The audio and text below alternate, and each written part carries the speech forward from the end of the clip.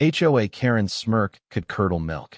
She waddled out of her gleaming SUV, parked crookedly across two handicapped spaces, her sisters trailing like a flock of entitled geese. The parking lot of Sunnyvale Market was a battleground that day, and HOA, with her garish leopard print top stretched tight over her frame, was ready to wage war. She'd always been the queen of her cul-de-sac, bullying neighbors into submission with her homeowners association rulebook. But today, her crown was about to slip. The trouble started when Mike, a grizzled veteran with a prosthetic leg and a no-nonsense glare, hobbled toward the handicapped spot. He'd earned that space not just by the VA's certification, but by the shrapnel scars etched into his skin from a tour in Iraq.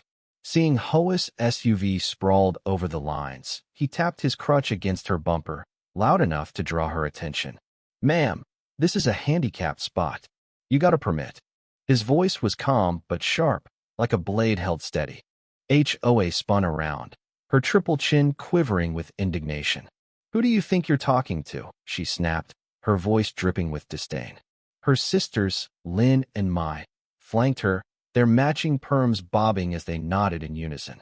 "We've got a permit, soldier boy," HOA sneered, waving a blue placard that looked suspiciously crisp, like it had been printed in her basement. "Maybe you should limp somewhere else." Mike's jaw tightened.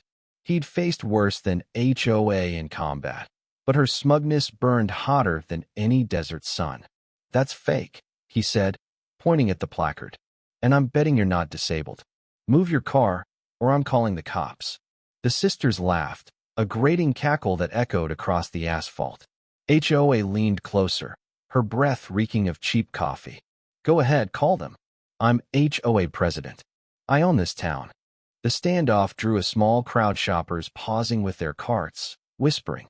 A teenage cashier, Jamal, peeked out from the market's entrance, phone in hand, filming the drama. HOA noticed and flipped her hair, relishing the attention. "This nobody thinks he can boss me around," she crowed to her sisters. Lynn chimed in. "He's probably faking that limp for sympathy." Mai nodded, adding, "Veterans always play the hero card." Mike's face flushed crimson, but he didn't swing his crutch like he wanted to. Instead, he dialed 911, his voice steady as he reported the violation. HOA scoffed, folding her arms. "You're wasting their time. They'll side with me." She was wrong. Officer Ramirez arrived 10 minutes later, her boots clicking on the pavement with military precision. She was a no-nonsense cop, known for cutting through suburban drama like a knife through butter. Her eyes flicked from HOA's placard to Mike's prosthetic leg, then back to HOA's defiant smirk. "Let's see that permit," Ramirez said, her tone flat but firm. HOA handed it over with a flourish, as if presenting a royal decree. Ramirez held it up, squinting at the text. "This is expired," she said, her voice loud enough for the crowd to hear. "And the serial number's off." "Care to explain?"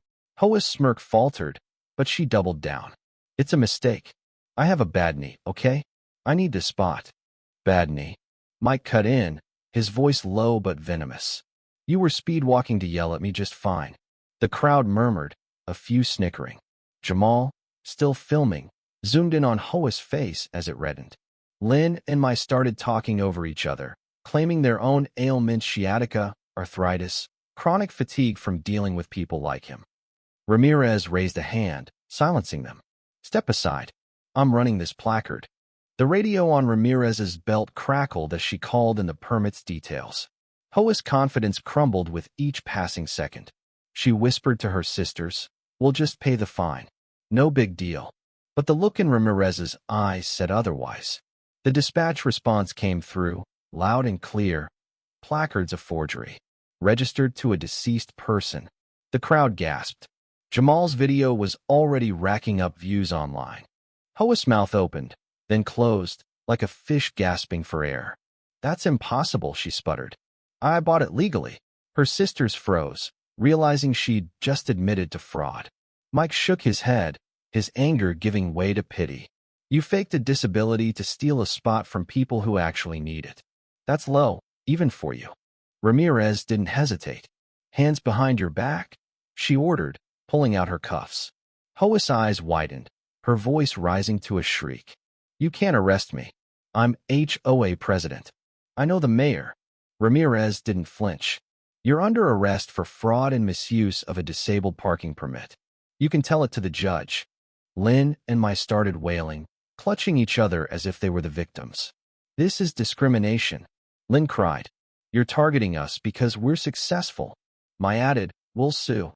The crowd wasn't buying it. An elderly woman with a walker muttered, "Serves them right." A young mom with a stroller nodded, whispering to her friend, "Karma's real." As Ramirez led HOA to the patrol car, the sisters' protests grew louder, but their words were hollow. HOA's leopard print top was now stained with sweat, her carefully curated image unraveling. Mike watched, his crutches steady under him, his face a mix of triumph and exhaustion. "I just wanted to buy groceries," he said to no one in particular. Jamal's video went viral by sundown, tagged Karen Busted. The comments were brutal. HOA tyrants finally get what they deserve, and shame on them for faking a disability.